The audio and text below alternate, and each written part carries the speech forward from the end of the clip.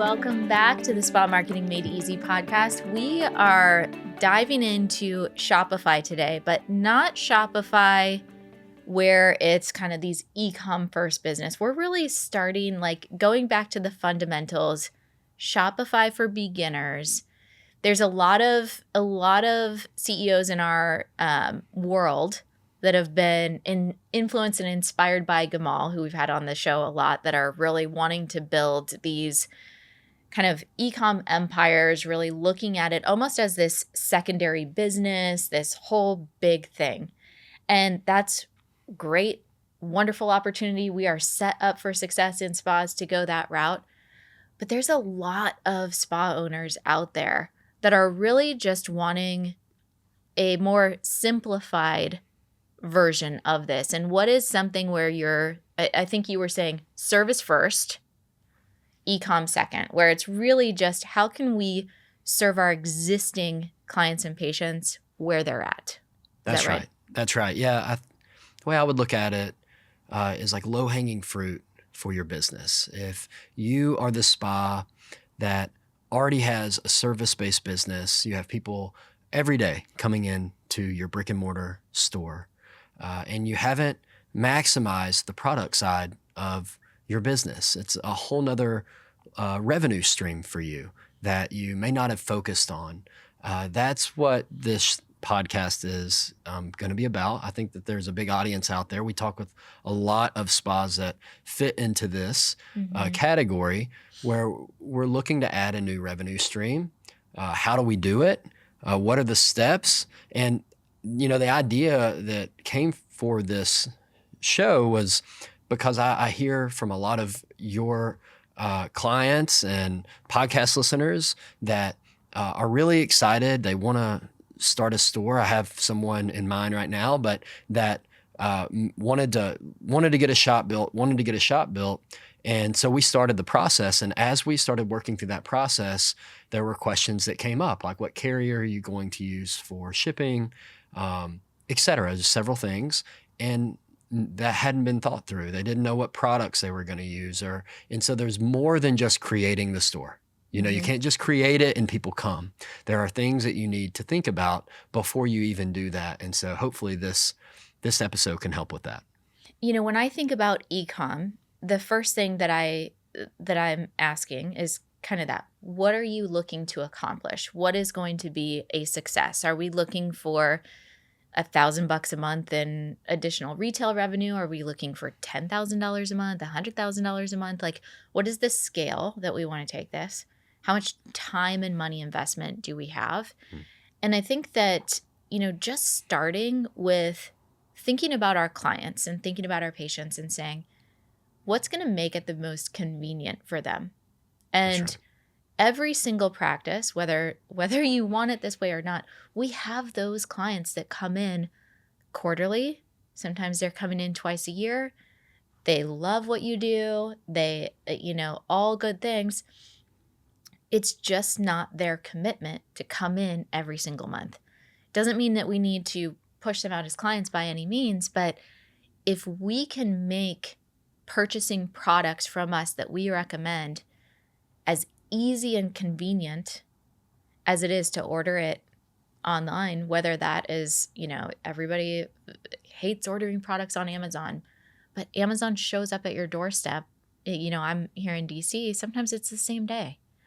And so when you have a busy life, how important is that convenience factor? Well, now, as with the technology available, we have the ability to do that as spa owners, where maybe not the same day, but we have the ability to ship things out of our spa. We have the ability to serve our clients and get them the products that they need in a way that's convenient to them, that aligns with their goals and values. That's right. And we have a lot of clients where you already have these people coming in and out, whether it's, like you mentioned, whether it's quarterly or biannually, that you have built trust with, where they know you. and that you're a local business that they're wanting to, to provide and help with. And so they're more likely to buy from you than an Amazon because you've created and established that trust. And so that's where I've seen a lot of success with the service-based business, is leveraging that trust that you've created and having someone buy from your store because they know you and they know, like, and trust you over the Amazon that may be convenient, fast, quick, but people care about servicing the local business, and so that's where I think having a Shopify product or having a e-commerce product can really help provide supplemental income to a service-based business. While serving our clients, it's a win-win. That's exactly right. So when we're looking at starting this, it's not as easy as just saying, all right, I'm going to go to shopify.com and I'm going to sign up and then all the money's going to start coming. What are the things that I need to think about as a spa owner if I'm wanting to implement this? Yeah. So the first thing that we do for a lot of our clients that, like I mentioned, they already have a website, they already have services that they offer, is you want to think through how you're going to integrate your e-commerce website, your e-commerce solution to your existing website. I see far too often, I would say two pitfalls that I see happen is, one, you have two different websites entirely that are not integrated whatsoever. It may just be a link that says, go to my shop. But outside of that, if I go look at your services, if I'm looking through all the different pages on your website, your product isn't integrated on that website. So I would think like that's one of the first things we need to think about is how can we integrate our shop with my existing website so that when people go to a specific service page, let's say your facial page, well, what products do you offer with your facials? And making sure those products live on your facial page where someone could easily click from your facial page, go straight to your shop and buy that product. So are you talking about like an image on the sidebar or some, at the bottom, something like that has the actual retail products that we can click on? What we do first is homepage. So build a section on our homepage that has our top 3 products that we're wanting to promote and offer. It needs to be on the homepage. That's going to be where the bulk of your clients see when they go to book an appointment. They're just going to your homepage. So it needs to be there. And then on all of your individual service, if you work with us, a lot of our clients have individual service pages. And you want to think through the product that you are wanting to offer on your shop and think about how it can integrate with the services that you provide, and actually have, like when someone goes, let's say, to the facial page, as they scroll and read about facials, the product is living there.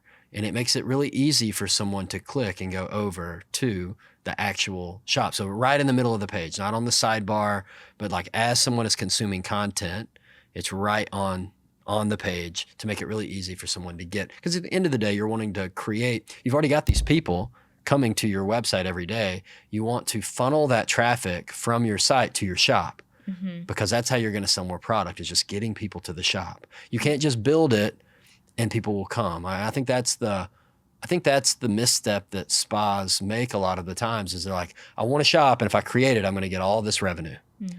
And this is one of the first, like, you can't just build it and they come. You have to think about how you're going to get them there.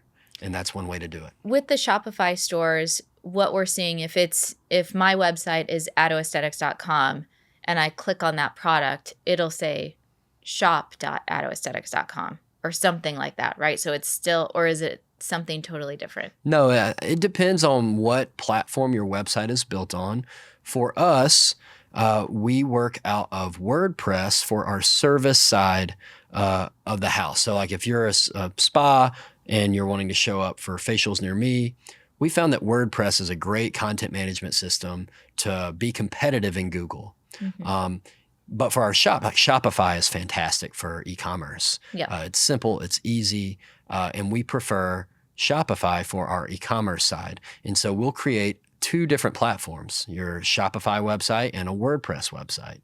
And the Shopify site, you're right, we build it on a subdomain, that's what it's called, but it just says a shop dot and then whatever Whatever your they need. URL is. And we integrate it with your WordPress site so that the user doesn't really know the difference. So it's easy to go back and forth. Absolutely. I mean, that's And I think crucial. that's really important. That's the point. I think if you just build it and you don't think about how you're going to integrate it with your website that already has website traffic, because when you create this site, no one's coming to it. So you need to now think about how you can get people to it. And one of the first things to do is integrate that new website or the shop with your existing website where people are already coming in, and then being thoughtful with how you integrate those products with the services that you provide. And, something I want to talk about with integration, this is a little bit off topic, but I think it's really relevant to Shopify. Our good friends over at Mango Mint, their spa software connects inventory with Shopify. So that's one of the big problems that we see is when a spa will say, okay, well, I'm gonna sell products online, but I've got my inventory here, and some of it I'm selling in person, some of it I'm selling online. The inventories are not adjusting appropriately. Everything's all messed up. You also want to make sure that you have a booking software that can navigate all of that too, because that will save you some headaches for sure. Yeah, Mango Mint is the booking software that we've worked a lot with over the past 12 months.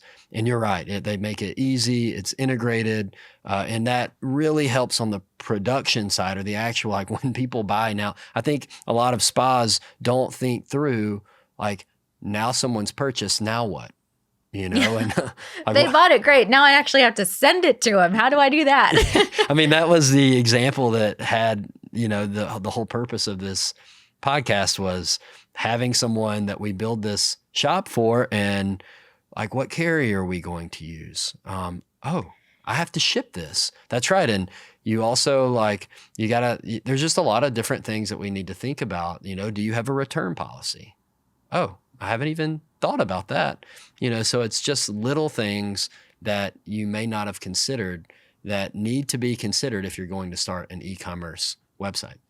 Now, Shopify has some of this built in, right? Don't they have shipping options that you can use? That's right. They do. And they even have and that's what's great about Shopify. Why we love it is they even have like labels. Like you have to think about labeling. Mm-hmm. And if you want to write it by hand, where it's going to be sent, you can, but you also can just leverage Shopify to make it easy and simple to do. So they certainly offer a lot of options for you when you're going through that setup, which is a part of what we do if we're building out the Shopify solution for you, is making sure that's all set up appropriately to make it easy to ship.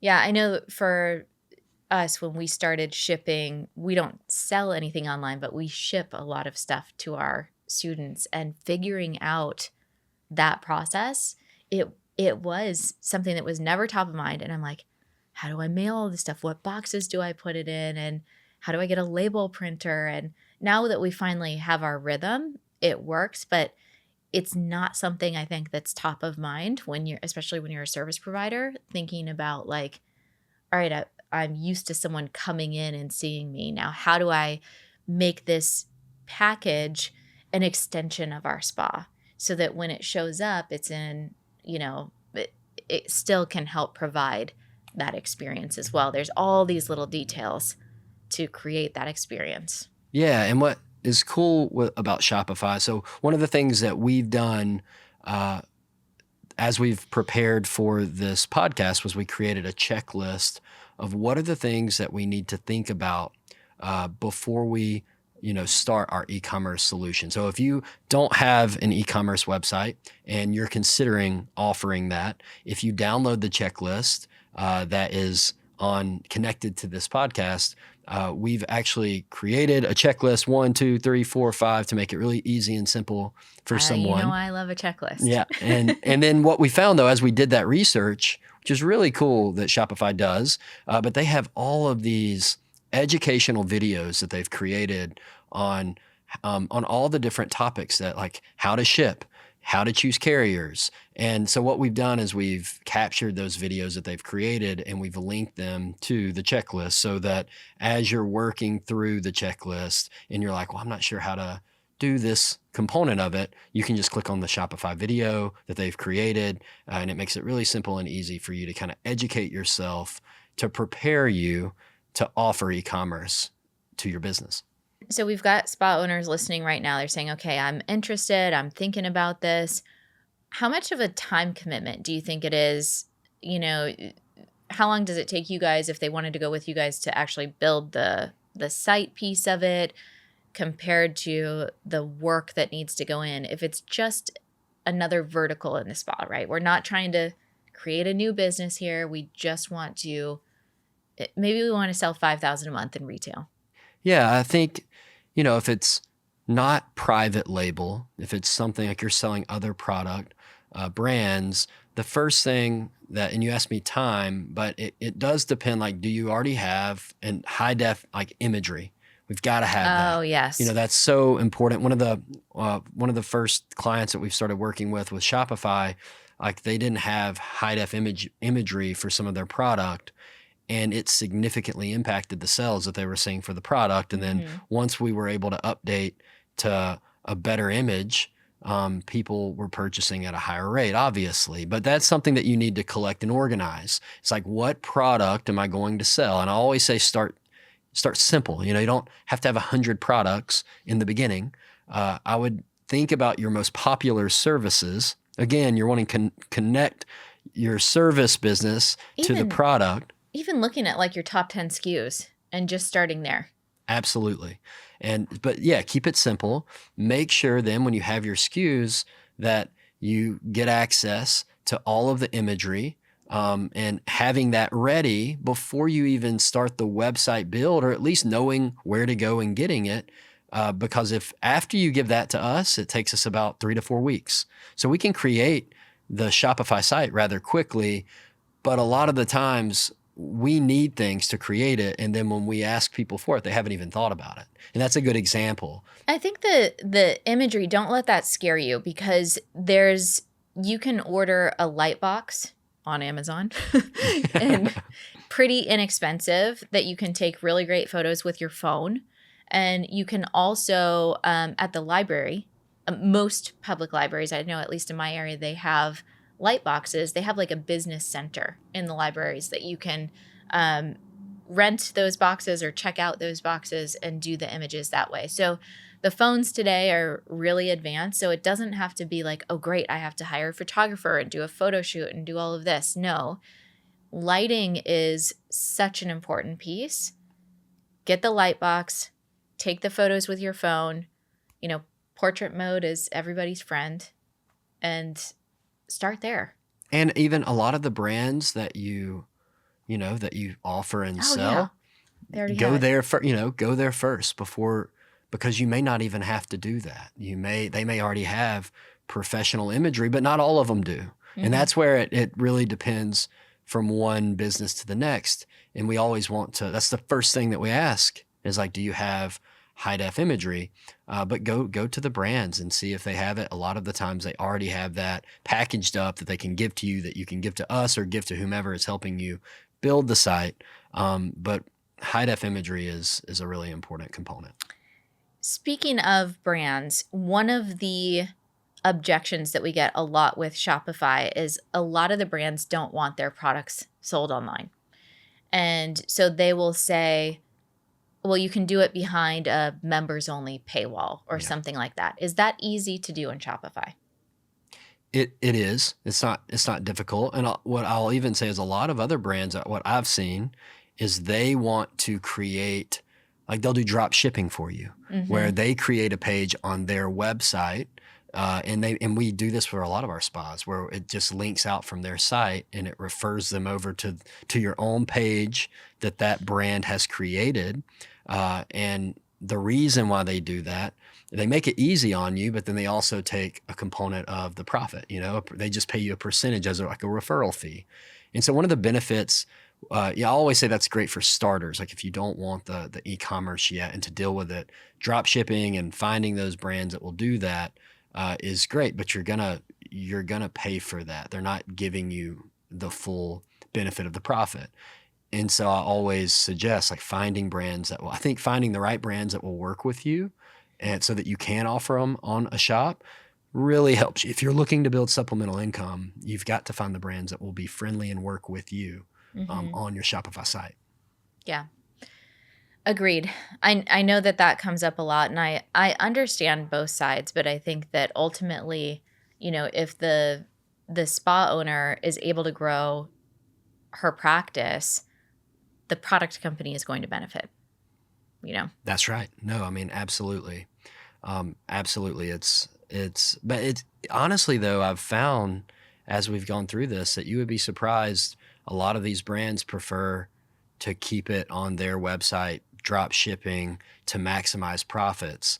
And they're not all that way though. I mean, it's kind of hit or miss, but I have been surprised by the limitations with some brands where they just don't let you sell it out of, off on an e-commerce. So that's another component that you want to consider before you start the build out is what products am I going to offer? Are they going to allow me to sell those products on Shopify? How does that work? That's something that you need to think through before we even start the build out on the website. And another thing that you need to think through, there are a lot of ingredients that are also not allowed on Shopify. And I believe that Shopify has a list of those, but like hydroquinone, there's obviously some that are prescription that are not allowed, but there's a few other ones mixed in. So if you definitely research and know those products that you want to sell ahead of time to understand, hey, if I had in my mind I was going to sell these 10 products and 6 of them you're not able to on Shopify, then let's find that out now and address that now before we get into this build and then get frustrated. You're absolutely right. And that's one of the things that we've added to our checklist is a place where you can just easily go and see what is allowed, what's not allowed. Because you're right, that's one of the limitations. And it's honestly, as it gets more medical, that's when things start coming up. But it's something that you want to consider and think through and know about, be mindful of before you start building out the e-commerce solution. Yeah, absolutely. Anything else about Shopify that is good for someone that's kind of exploring this avenue? Yeah, I think another is a return policy. I like to say this, it's not quite as important for a spa, but it's as you're growing your e-commerce brand, anytime someone buys something online, especially from a local business, it's of value to have a return. We recommend having a return policy in place because if someone knows you and they've been to your practice, which the bulk will be, they may not care about this. But as you grow your business, your e-commerce business, you're going to have people that find your e-commerce site that may not be a client or may have just started working with you.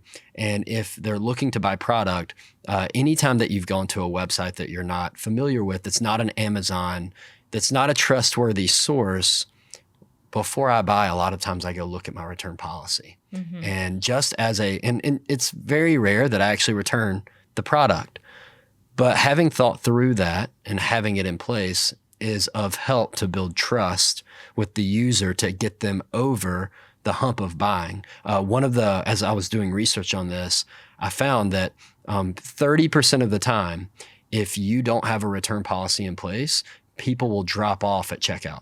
30% of the time.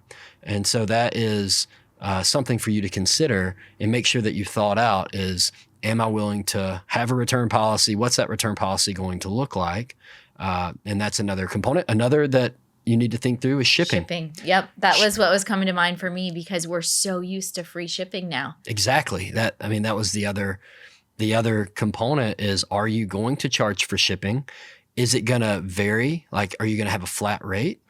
Are you just going to add it to the product itself or are you just going to take the hit on shipping? But free shipping is that was another, I cannot remember this. I think it was over 50% but I don't want to say a statistic I'm not sure of, but a high percentage of the time when you have shipping cost associated, people drop off as well. Mm-hmm. So are you going to offer free shipping? And if so, is that going to eat into the profit, or are you going to add that to the cost of the product? Yeah, I think with the actual product cost, we're kind of trained to just double the price. But we're paying for shipping, we're paying for shipping material, we're paying for it to get to us, we're paying for shipping materials to ship it out. So a lot of times it's 110% instead of 100% to really make sure that your profit margin is not, because also if you're paying commission on those products, it goes down and goes down and goes down. Exactly. And that was a lot of our clients haven't thought through that, and it's not something. And then when you just say, well, you'll pay for it, it's like, well, that's going to eat into the profit of the amount. So like you just mentioned, having a guideline to know of how much more to increase is important. One of the benefits with a spa is all of your product is relatively the same size. Mm-hmm. Like it's not, there's different businesses where one product may be really big and another is really small, where the product that we sell with spa is very of similar size. So you get a good understanding of what your costs are going to be to help you then make the decision, like you mentioned, 110% versus just 100% for cost. Yeah. Yeah, that is key. We'll add below this episode, we'll definitely have the checklist, obviously. We'll have a link to book a call with you for anybody that's interested in learning more about Shopify. But I also wanted to include a couple of links of packing and shipping materials, because there's, really basics, guys. There's a company called Uline. There's a few other ones that are business supply stuff. There's some great ones that we use to get branded boxes and branded envelopes, which I think really up levels the experience. I've been on the receiving end of some product that was packaged poorly and not duct tape, but like packing tape that just looked really bad. And I was like, oh man. And then I've had experiences with other, like I use Jane Iredale all the time as an example, because every time I order product from them, it's like wrapped in tissue paper with a thing of lavender taped on beautifully and a handwritten note. And I appreciate that. It's part of the experience rather than getting something that's like jammed into my mailbox, So these little details need to go into the cost of the product. They need to go into, is this something that we're going to have a packing station in the actual store? Like, overall, what do I need to be generating in revenue every single month from this Shopify store to make it worth the time and energy and effort that we're putting into making this a reality? And you make a really great point. The presentation of the product could really help someone that receives it, may come see you because of that. They may not be a client yet. And if you send them something and haven't thought through the presentation of that product, it could make an impression. Those first impressions, we all know how important they are. And so making sure you think through those is really important. And that's one of the things that, as spa owners, we can get really busy. We're, doing a lot of things. And there are some specifics, and none of them are all that difficult, but they're really important to create that great first impression with your client. Yeah, 100%. Anything else you want to add for our Shopify for beginners? No, I would just say this. We make it really easy. When we build out the Shopify website, we have project managers that are skilled in building out the actual product and can help take people along the journey. So a lot of times I get asked, why would I hire someone versus just doing it myself, building out the website? And a part of that is having someone help you make some of these decisions. And again, we have a checklist for you, but we also are skilled at doing it as well. So if you have any questions, we'll have my link to my calendar directly below. But we do make this process fairly easy, and we can do it quickly. Yeah, and I think to that question of why should I hire this out if I can do it myself, there's a million things I can do myself and you can do yourself. but we're looking at what is the best use of your time as CEO of the company. And for me, it's not building out that website. It's thinking of the marketing strategy that's going to go behind making that website work. How am I going to share this with my clients? Am I going to be writing some email sequences? Am I going to do paid ads? Am I going to make sure that my team understands the entire process? There's clearly, as we've highlighted, there's so many other parts of adding this new vertical that, again, all simple once you get them in place. But we've got to look at, you only have so many hours in the day, and how are you going to make sure that you're spending your time doing the things that are going to be most beneficial to the business? That's right. And I would even say we've been thoughtful with our pricing, which I'm not going to give for, you can contact me if you want to know more. But we've even been thoughtful with our pricing where we don't even charge a lump sum for the build out. We're spreading it out over a course of time, and it's just a monthly payment to make it easy for people that may not have the time to build it themselves, but also don't want to have a large upfront commitment on building it out.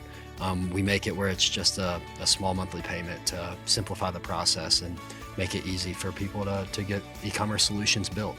Love it. So download the checklist. We've got a bunch of resources for you below this video. Check them all out and be intentional in making the decision that's right for you. All right, we'll catch you on the next episode.